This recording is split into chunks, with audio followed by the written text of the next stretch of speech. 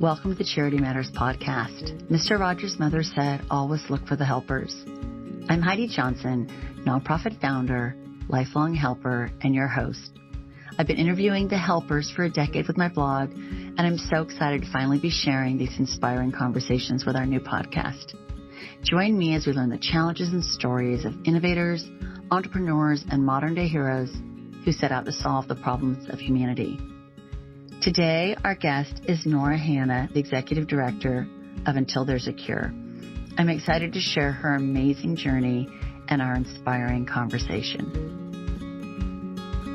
Thank you, Nora, so much for joining us today. We're so excited to learn more about you and your journey, and most especially really about Until There Is a Cure, and to learn about what your nonprofit does. And so to start, just share with our audience and our listeners, tell us a little bit about Until There's a Cure and what you do. Thank you for having us. Until There's a Cure was started in 1993 by two moms in Northern California who were really worried about what the world was going to look like for their children. They were devastated by the loss of friends to HIV and AIDS. So they came up with this idea to sell a bracelet to raise funds and awareness. It was a simple idea that has had a huge impact. So we were the first nonprofit of any kind to sell a bracelet, which is pretty amazing. Amazing, yeah. Right? And some of our earlier partners was The Body Shop. So Anita and one of our founders, Kathleen, actually met on an airplane. And the two women got together, and The Body Shop sold over 1 million units of this bracelet. Really put us, on the path. So we're very, very proud of our history, and we're really proud of where we're going. We started working with small artisan groups around the world, mostly in Africa. And we really reached out to community leaders looking for women who are true artists and giving them a vehicle to sell their merchandise. And we've had a wonderful time with this. They're very happy. And what it's enabled them to do is really take what they've been doing for generations, and we buy it from them. We help them market it. We sell it. And then with the funds that they have raised, they have started schools for their daughters. They have been able to feed their children. They have been able to buy their own medication. So it's really embracing, educating, and empowering villages of women. And when you change the life of one woman, you change the life of an entire village, and so on and so on. Absolutely. So take me back to kind of 1993 and your founding and the plane. What was it? Because obviously what was happening in the 90s versus what's happening with AIDS now is very different. But things happen all the time. I mean, people have pandemics if people don't start, a nonprofit to help everything. What was happening to the two, and tell me the two moms' names again, the two founders? Dana and Kathleen. Okay. And that they said, we need to do this. I mean, people get affected by things, but what pushes them to act is really fascinating to me. From the Bay Area, I mean, we were devastated. And when you looked at the San Francisco Chronicle or the Bay Area Reporter, and there were pages and pages and pages of obituaries, you couldn't help but be moved. And fortunately for the world, Dana and Kathleen came together and said, we are going to do something about this. And they really went out and did something. I love that. And as the mother of a gay son, of the proud mother, I should say, of a gay son, I think about that, and I think about how blessed I am that he is just turned 26 years old yesterday. Happy birthday. Thank you. And that he lives in a time where it is safe. He obviously has to take medications and there's all sorts of things that go with that, but, preventative, but the landscape has changed a lot. So obviously you've seen the landscape of AIDS change. Is your focus now more, since AIDS in Africa is still, it's still roaring its ugly head. In the United States, we have a lid on it. We don't. We don't. Talk to me. Educate me. So if you look at specific areas of the country, especially the South, right, we still have issues. Really? Yes.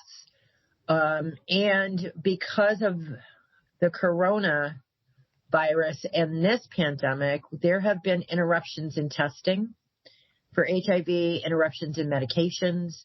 So we are worried. Wow. And we live in a time of complacency, which always has us worried because, we need everyone to be safe. Right. We also look at HIV very differently today than we did in 1993.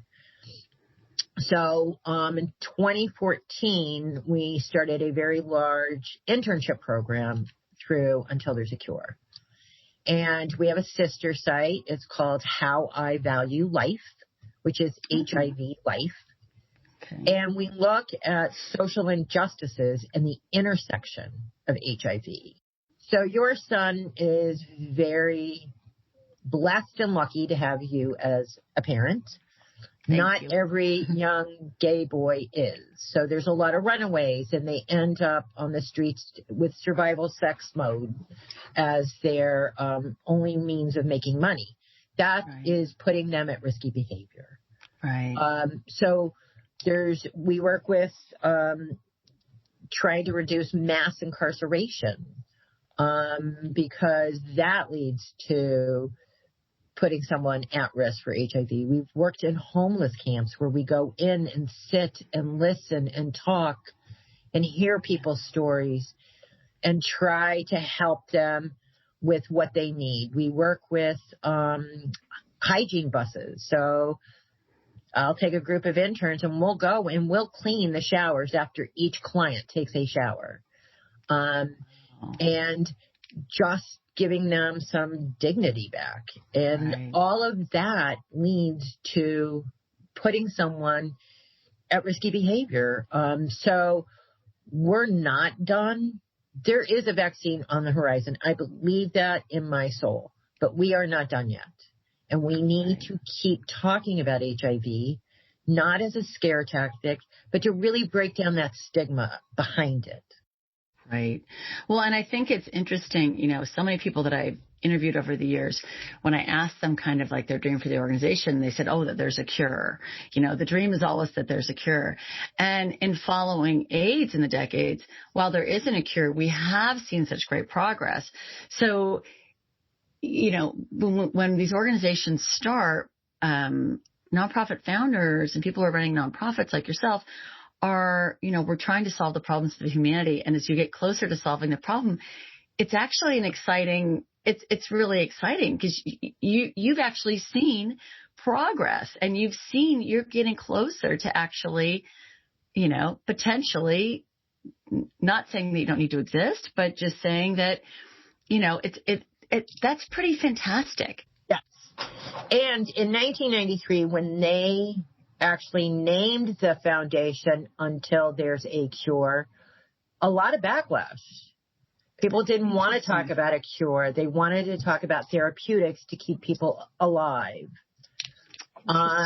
So the foundation has always done both. Really worried about today, direct care services, education, prevention, and then the future, vaccine research and development. So it is and always has been today, tomorrow, and 10 years from now. So it is quite fascinating to look at what has come down the pike. It's really incredible because I talk to so many people that are, they're dealing with cancer or whatever, or diabetes or all sorts of diseases. It's so slow. And I feel like AIDS has a little, HIV has a little faster paced, in watching the timeline of progress. It feels like it's been, it's not that that's quick, but and there's a lot of lives lost in the process and a lot of suffering. So what do you think are some of the biggest challenges that you have as an organization? Trying to raise funds during another pandemic has been a huge challenge. Right. And complacency. Right. People really do believe that AIDS, HIV has been cured because we don't talk about it as a society. It's not at the forefront, and it doesn't directly impact people like cancer, like autism, like all the other, well-funded organizations out there. And we just need to keep talking about it. Right. And pushing forward that HIV is still here. And yes, you can live a very long, productive life, but just like any chronic illness, you don't want to have to take medication for the rest of your life. So what I often say that, I think people don't realize how hard nonprofit work is. I'm also the executive director of a nonprofit. It's my day job. So I carry what I call the heavy bucket. There are days, and I think any CEO or anyone who's in a leadership position of any organization, when the buck stops with you, it's hard and hard decisions are made. But when you're talking about, if I don't get funding, someone isn't going to get medicine. If I don't get funding, someone's not going to have access to healthcare. If I don't get funding, these people rely on you for their survival in some cases. And so when that bucket is heavy, filled with all those people who rest on your shoulders some nights, what fuels you to kind of keep going? So I grew up in the fashion industry. I was a buyer. I was a senior executive. I owned my own jewelry company. And in the 80s and the 90s, our industry was hit so hard. I lived in New York during the 90s, and I took care of two of my best friends until they passed.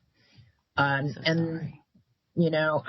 carry that with me every day. I mean, I've known so many people whose lives were cut short in their 30s. And it just makes me want to work twice as hard. That is beautiful. And what a beautiful way that you're honoring that legacy. So, we don't always do this work for the money. I'm sure the fashion business pays a little bit better. Just saying. But we do it for the reasons of what you're just sharing. I mean, we do it because we're fueled to make a difference, and we want our lives to have meaning, and we want our work to make a difference. We want to honor those we've loved, and for a whole host of reasons that we take on this work to solve humanity's biggest problems. But when are those moments when you kind of think, wow, no one has ever said to me, oh, I made a difference. I did this. I mean, I've never interviewed. Humility definitely comes with a nonprofit deck. That's just part of the thing. The most humble group of humans I've ever met are in this team. And you are one of them, I'm sure. But you do have moments of, I call them grace, where you see these miraculous things happen that don't really make sense. And you think, oh my gosh, I can't believe I was privileged to witness this, or our organization was a part of this. So tell us what one of those moments looks like for you. Last year at the beginning of the pandemic, before we knew there was going to be a pandemic, three of our organizations, we had gotten very large orders for their merchandise, and we were really hurrying to get everything from Zambia and South Africa to us.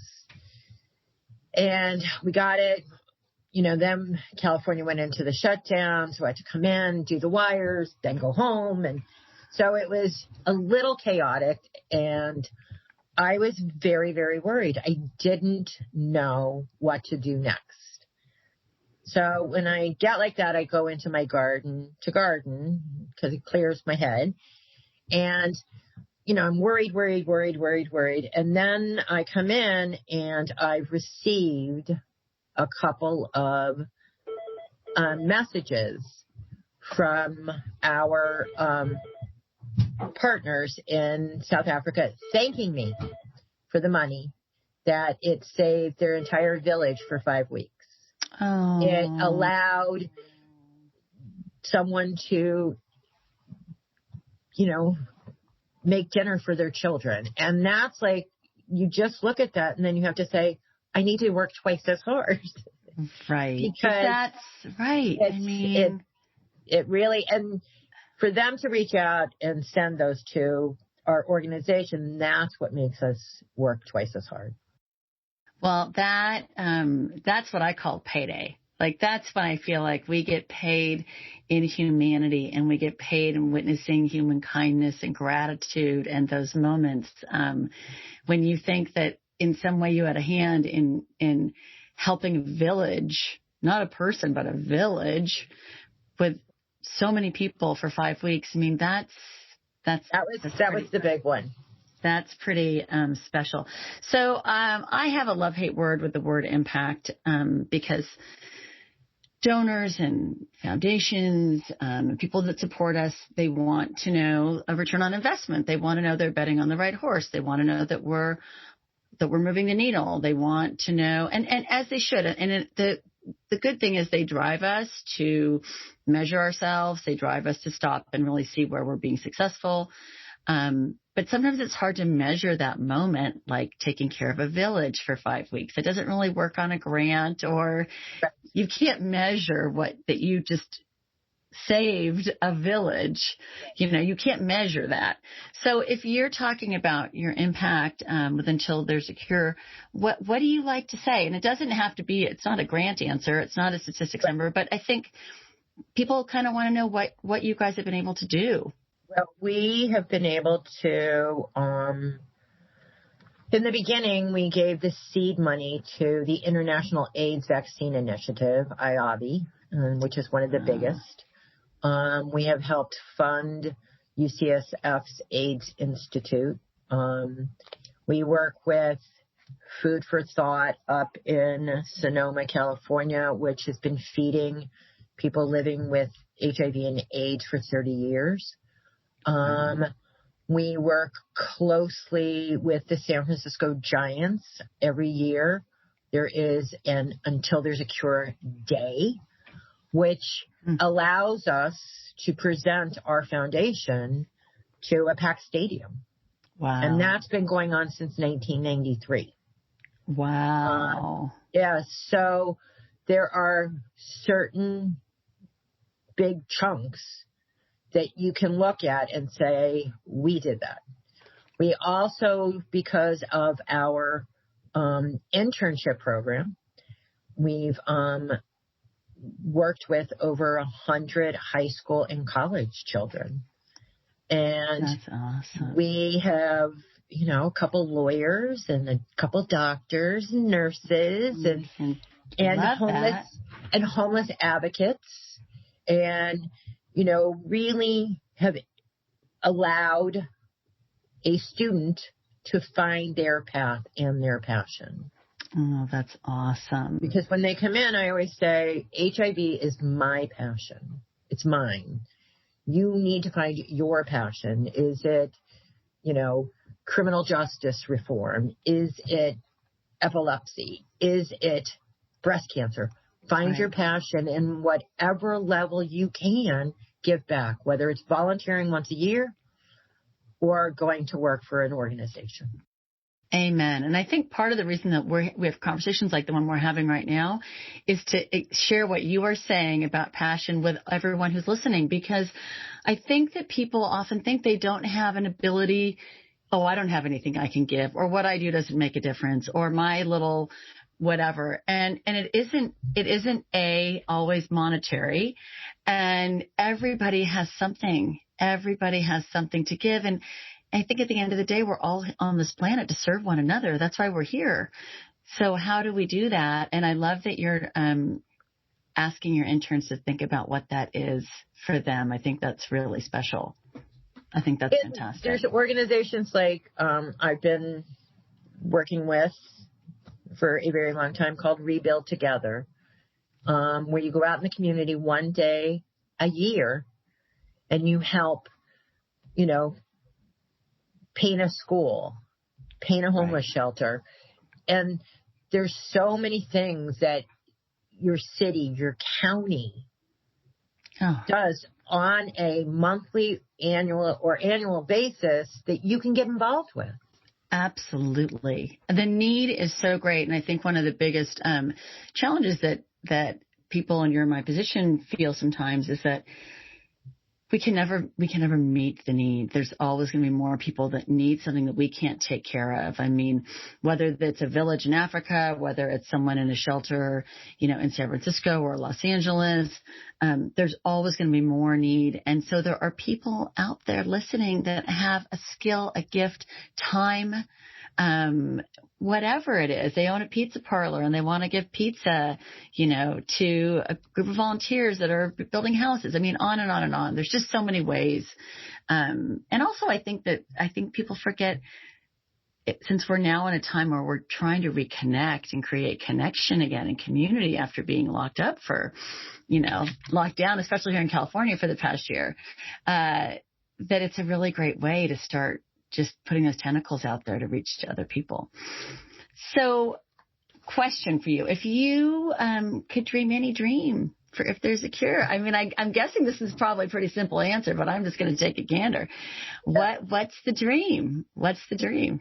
The dream is that we would find a vaccine that can be given away around the world for free.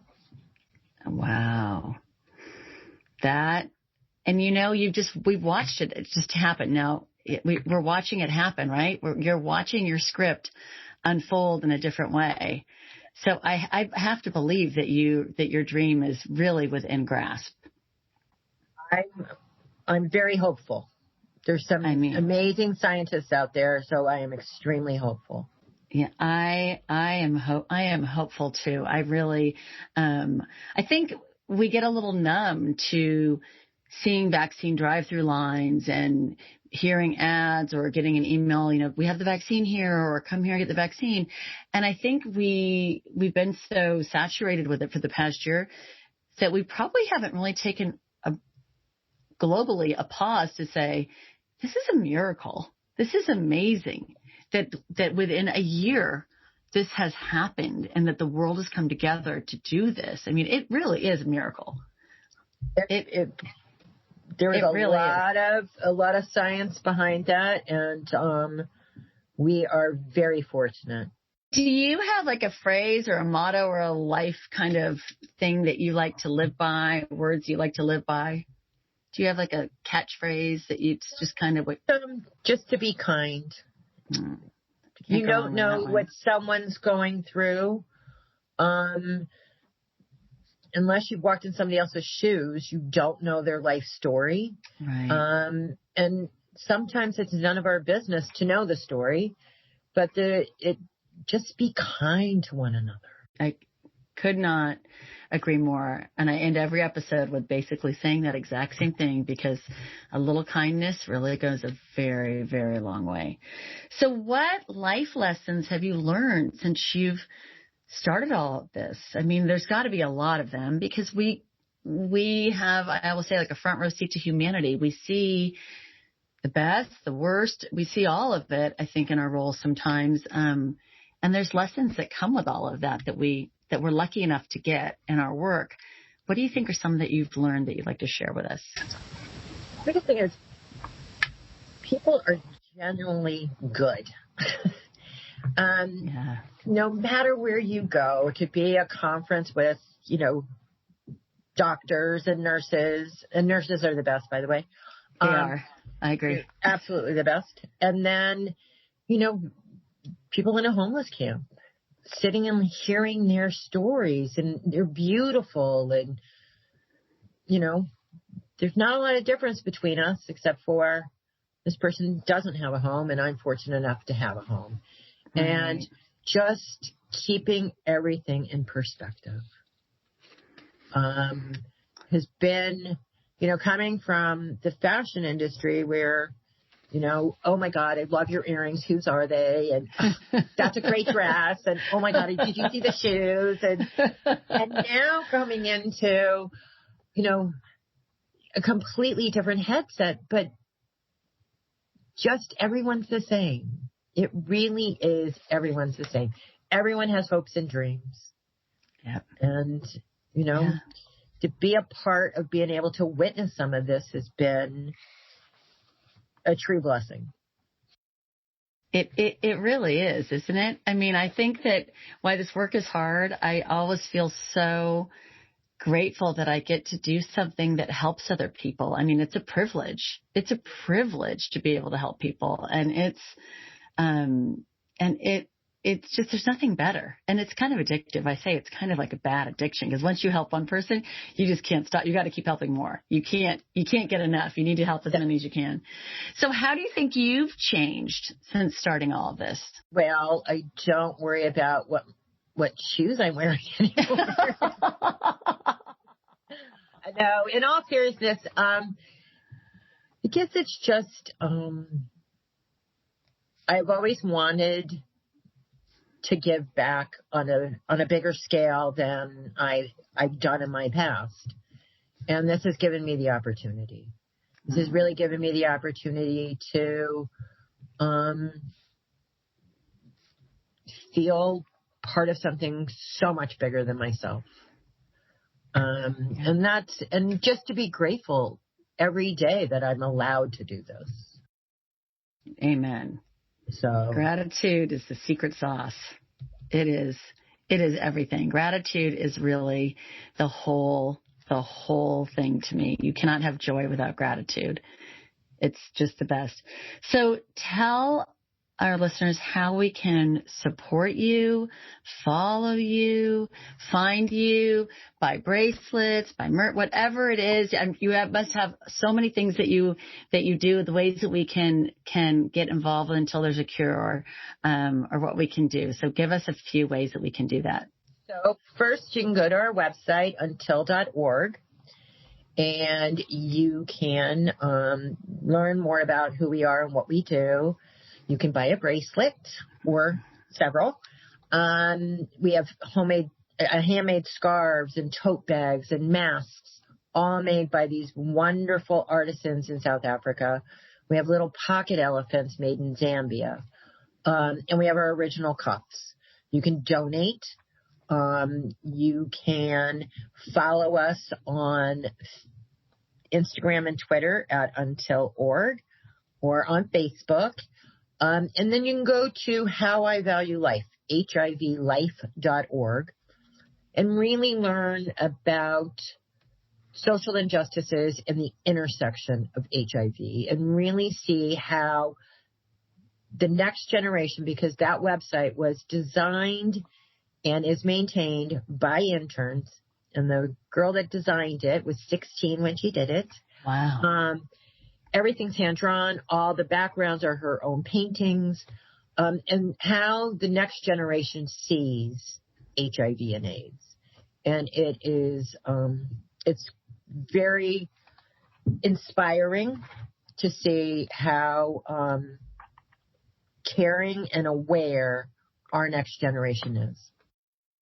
I hope so. I think so far what I've seen from them, they inspire me greatly. And I really think it's so important that, and I'm so grateful that we have this time to talk about this, because if things aren't put in front of us in the forefront, it's easy for things to slip through. And so thank you for reminding all of us about HIV and bringing it to our forefront, for giving us hope with all the great work that you've done. And for also I feel like you're showing us that the runway is short and that that we're close to getting someplace there. And I think it's really exciting. And I encourage everyone to be a part of getting you to the finish line, because I think that it's a really exciting place to be when you can almost see it. I think it's a great place. And I'm just thrilled to have talked to you today and to share this with everybody. So thank you. Thank you, Heidi. Really appreciate your time. Oh, thanks, Nora, so much. Thank you for listening to this week's episode of the Charity Matters podcast. I really enjoyed talking to our guest today, Nora Hanna from Until There's a Cure, about what it takes to run an organization that changes people's lives. I think Nora's comment about people being good and to always be kind was so inspiring and true. To learn more about these modern day heroes like Nora and entrepreneurs, or if you'd like to reach out to us, visit us at charity-matters.com or connect with us on Instagram at Charity Matters. If you enjoyed our conversation, we would love it if you shared this with your friends and family. Remember that together we can make a difference, one small act of kindness at a time. See you next week.